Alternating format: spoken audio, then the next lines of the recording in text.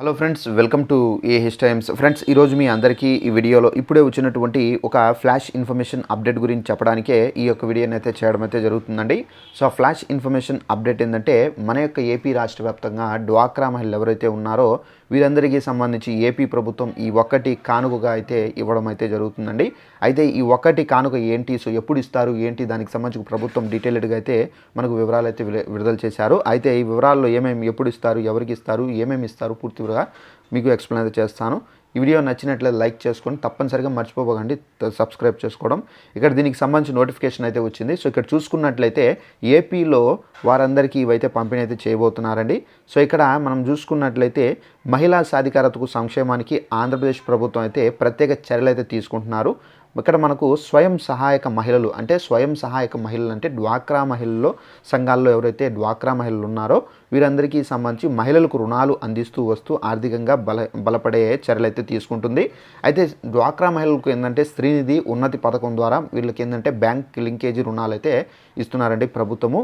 అయితే మనకేంటంటే స్వయం సహాయక సంఘాల్లో ఎవరైతే మహిళలు ఉన్నారో వీరందరికీ సంబంధించి సభ్యులకు ట్యాబులు అందించాలని చెప్పేసి ఏపీ ప్రభుత్వం అయితే నిర్ణయం తీసుకుంది. సో ఈ విషయాన్ని ఏపీ పురపాలక శాఖ మంత్రి పొంగూరు నారాయణరావు గారు అయితే వెల్లడించారు. సో నెల్లూరు నగరపాలక సంస్థ కార్యాలయంలో మెప్పా మహిళలు అలాగే టిడ్కో ఇళ్లపై అధికారులతో మంత్రి నారాయణ గారు అయితే సమీక్ష నిర్వహించారు. అయితే ఇక్కడ మనకు రాష్ట్ర వ్యాప్తంగా 9,000 ట్యాబులు పంపిణీ చేయాలని చెప్పేసి ప్రభుత్వం అయితే నిర్ణయించుకున్నారు. అలాగే 60 డీజీ లక్ష్మీ సెంటర్ల ద్వారా సేవలు అందిస్తున్నట్లు కూడా నారాయణ గారు అయితే తెలిపారు.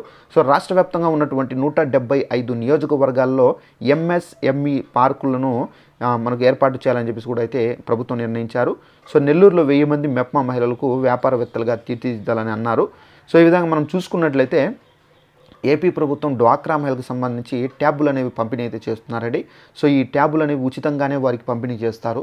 సో ఈ ట్యాబులు పంపిణీ చేసిన తర్వాత ఆ ట్యాబుల ద్వారా మీరు అంటే ఫర్ ఎగ్జాంపుల్ మనకు యాప్ కూడా విడుదల చేశారు కదా. సో ఈ యాప్ ఏమన్నా ఆ ట్యాబ్లో ఇన్స్టాల్ చేసుకొని సో ఆ ట్యాబ్ నుండి మీరు లోన్ అనేది కట్టే విధంగా ఎలాంటి నిబంధనలు పెడతారు ఏంటనేది మనకు ట్యాబులు పంపిణీ చేసిన తర్వాత ఆ ట్యాబ్ మనకు వివరించడం అయితే జరుగుతుంది. అయితే ప్రభుత్వం అయితే సో ఏపీలో డ్వాక్రా మహిళా సంఘాల సభ్యురాలు ఎవరైతే ఉన్నారో సో వీరందరికీ సంబంధించి ట్యాబులు పంపిణీ చేయాలని చెప్పేసి డెసిషన్ అయితే తీసుకున్నారు. సో ఇదండి మనకు ఉన్నటువంటి ఇన్ఫర్మేషన్. ఈ వీడియో నచ్చినట్లయితే లైక్ చేసుకొని ఛానల్ను సబ్స్క్రైబ్ చేసుకొని ఫాలో అవుతుండండి. Thanks for watching this video. All the best.